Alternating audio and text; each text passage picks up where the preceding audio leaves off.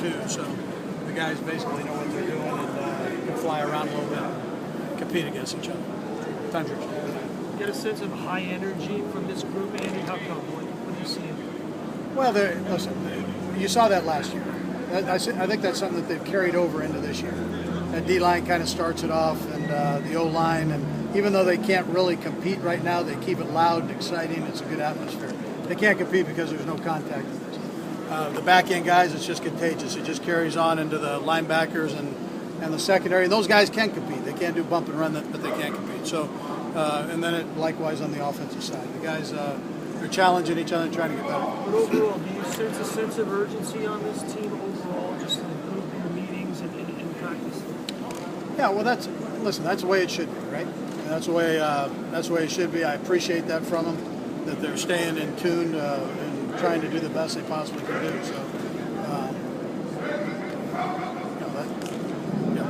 how important is it for the guys? To the change of routine, long practices in the afternoon with the late high, and certainly you have right, the change in the afternoon with the afternoon practice. I met with Rick and talked to him just about recovery time. We've presented these new rules, so we're going to do our walkthrough in the morning, just like we're doing this camp.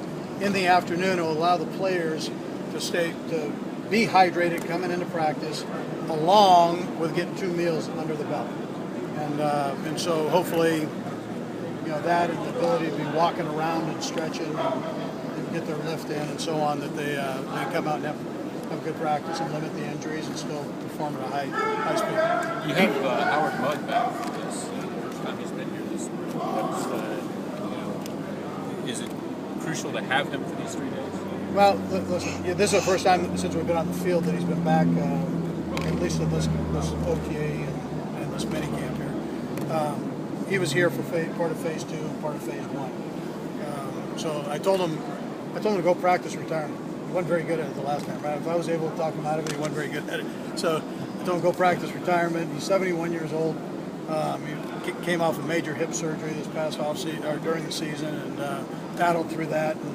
And he's got all kinds of energy. But listen, gave him a little time to get himself all together and then get back out here, and he gung ho. Actually, after about the 3rd day that he went home, he was ready to come back. So, Andy, will he be at all training camp, Howard? Do you expect him?